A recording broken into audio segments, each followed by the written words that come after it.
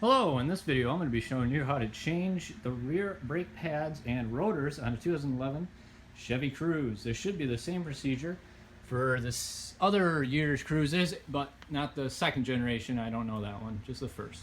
But I'm just going to show you this side. This should be exactly the same as the other side. If not, I'll let you know.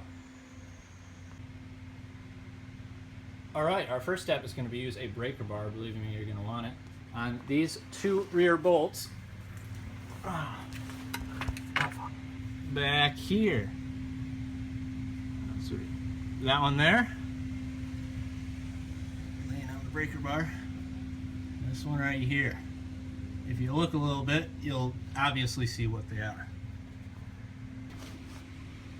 Alright, once you get those two back bolts off, which are pretty long, you're going to have to pry this guy out here. I'm just using a screwdriver.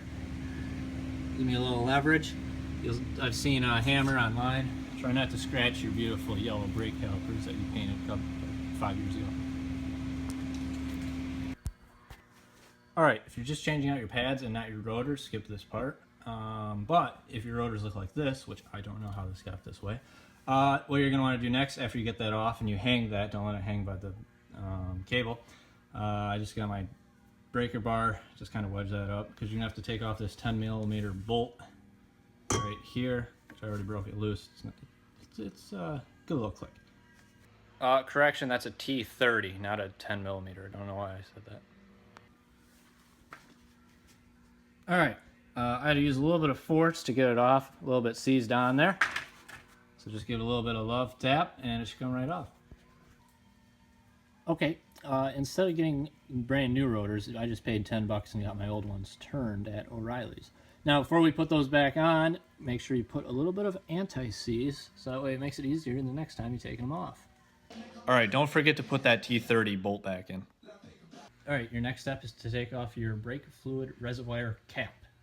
Now we need to compress the cylinder. Unlike traditional cylinders where you just are able to squeeze it, this one's a screw type. I rented this kit at AutoZone for $60, and once you return it, you get your money back. Just there, if you don't return it. Anyway, I'm not going to be able to show you how to do this, but it's pretty much, it's as you're screwing this in, it's screwing that in. It's a big screw, I guess. I don't know why, but it's pretty self-explanatory. Turn this handle, hold a wrench here so that stays there, and then that's just going to screw that all the way in. It's going to compress it. When you're using your toolkit that you rented or that you have, you're going to want to use the size E. This is the type size that fits for the Chevy Cruze. Alright, next we're going to replace the little clips. They just pop right off.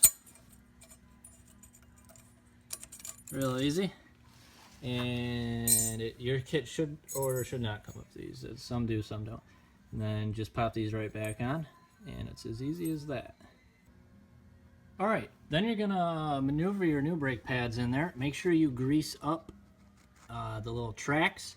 It's a little bit of a hand when you try to get those in there. But then all you're going to do is put your two back bolts in, and then I'll tell you how to torque them after I Google that. Okay, you're going to tighten those rear bolts to 75 foot-pounds.